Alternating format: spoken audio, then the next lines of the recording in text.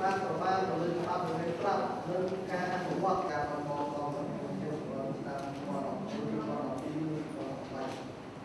ការរៀបចំឡើងបញ្ហាប្រឈមដាក់លទ្ធផលការបន្តទទួលបាននៃការបន្តពីការចាប់តាមបានសូមរកអញ្ជើញលោកលោកស្រីលានកញ្ញាបន្ត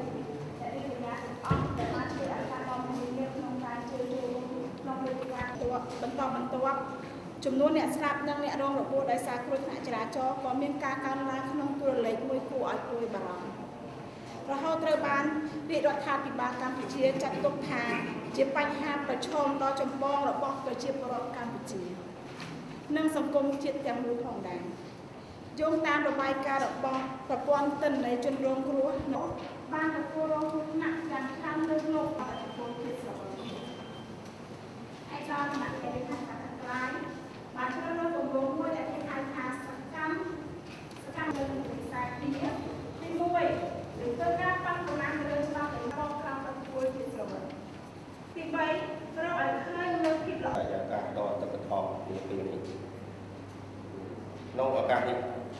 ក្នុងឱកាសដ៏មានតម្លៃនេះខ្ញុំសូមអនុញ្ញាតជម្រាបជូនអស់លោកស្រីជាគណៈកម្មការនិងអង្គវិការទាំងមូលធានាថាលេខាធិការការសមត្ថភាពចរាចរណ៍លើទូខេត្តបានសហការជាមួយនឹងអង្គការ COY បានរៀបចំវេទិកានេះឡើងក្នុងគោលបំណងផ្លាស់ប្ដូរកិរិយាបថអ្នកបើកបរក្នុងពេលស្រវឹង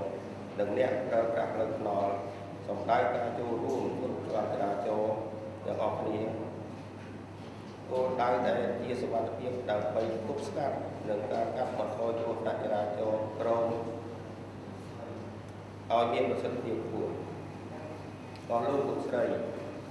ដោយគ្រោះថ្នាក់ចរាចរណ៍កើតឡើងក្នុងប្រទេសកំពុងអភិវឌ្ឍប្រសិទ្ធចរាចរណ៍អាចកើតឡើងជាលំដាប់